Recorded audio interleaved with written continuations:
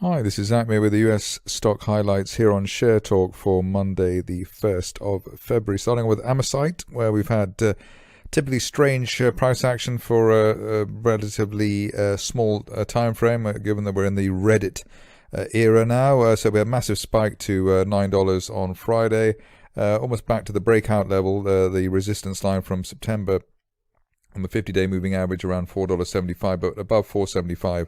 We're looking for at least a retest of December resistance through $6 and obviously the $9 handle sometime over the next 1 to 2 months. If you're a fan of the stock and looking for a sort of GameStop experience, there is a line of resistance, potential line of resistance from November heading up towards $13, which in the current market conditions could be hit in a week, let alone 2 or 3 months, as is normally the case. But it looks like a decent risk-reward situation there at Amst.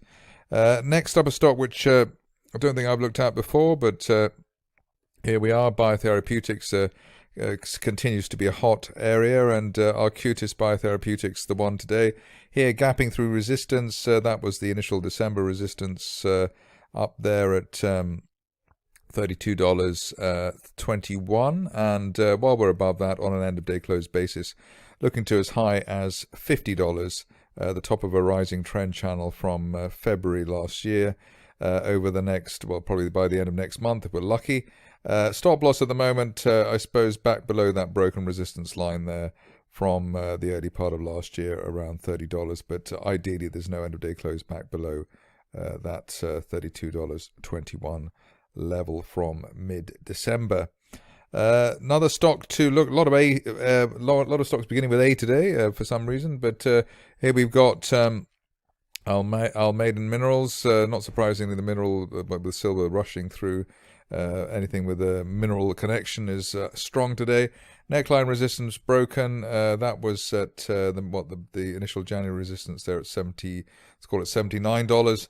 And while there's no end of day close back below that, we're looking for a potential move to the top of a rising trend channel from August last year, as high as $1.50, and that could be seen as soon as the end of next month. But above 78 is the proviso there for the upside scenario.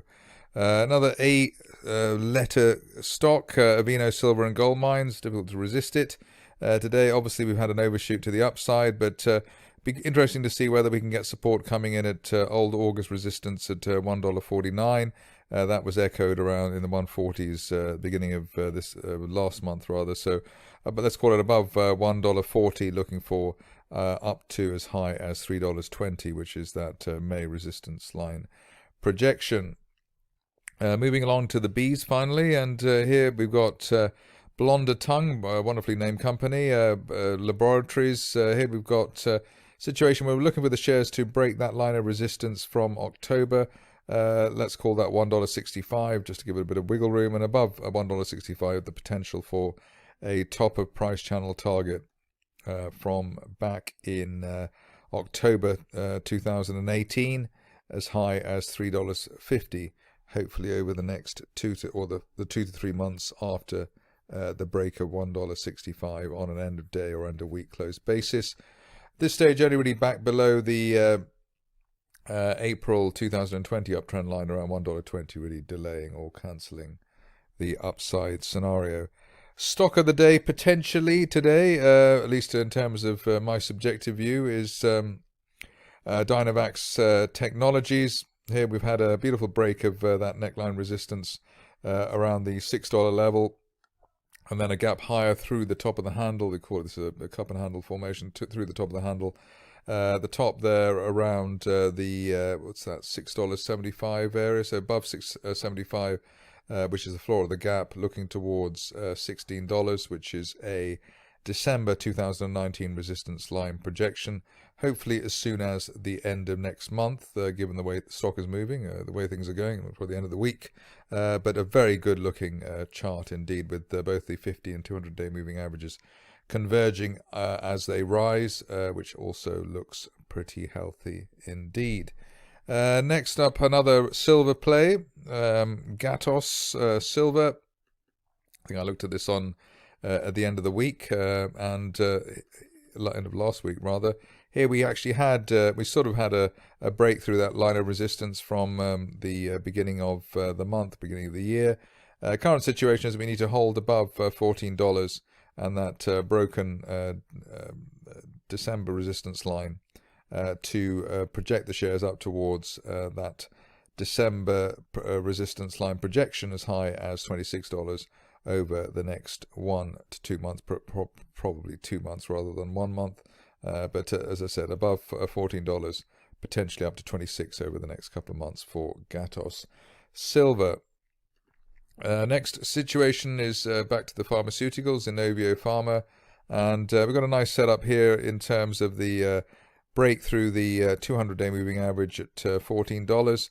Just trying to break through now this line of resistance from August last year, so that would be $16.50 on an end-of-day close basis. Could open up the possibility of a July resistance line projection from last year as high as $29 over the next couple of months. So 1 to 2 months is probably the right time frame there. Only back below the 200-day line and the $14 area, really delaying the upside scenario. Onto a stock which is looking healthy at the moment, Comstock Mining, as you might expect, with the mining handle. Here we've gapped through former resistance there at $2.12, and above that we're looking forward or hoping for a May resistance line projection from last year as high as $5.50 plus to be seen by the end of next month. So reasonable risk reward on that situation, especially if you want to wait for any dips towards the $2 area. A couple of stocks to go now. First one is Phunware, spelt incorrectly, but I think we all know what it means. Here we've got the shares, great source of formation, call it a cup and handle as well, with a bit of jiggery pokery around the handle, gapping higher through the initial, the late January resistance at $2.41. So we need an end of day close above that, or would prefer one. And while there's no end of day close back below the gap that we've left from Friday at $2.24, the upside very much intact, and looking forward to a late December 2019 trend line target rather, as high as $6 to be seen hopefully by the end of March.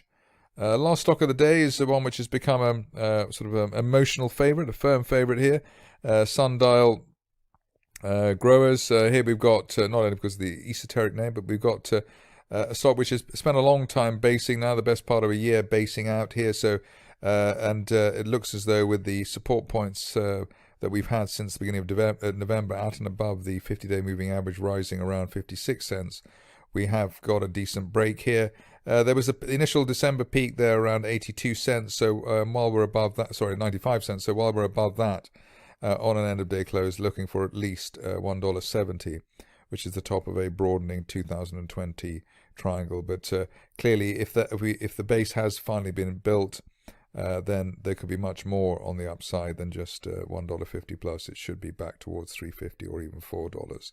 So interesting looking situation there. The stop loss, as I said, probably 95 in terms of the near term, but the hard stop back around the 75 cents area, which is that broken March 2020 resistance line. That's it from me today. More updates tomorrow.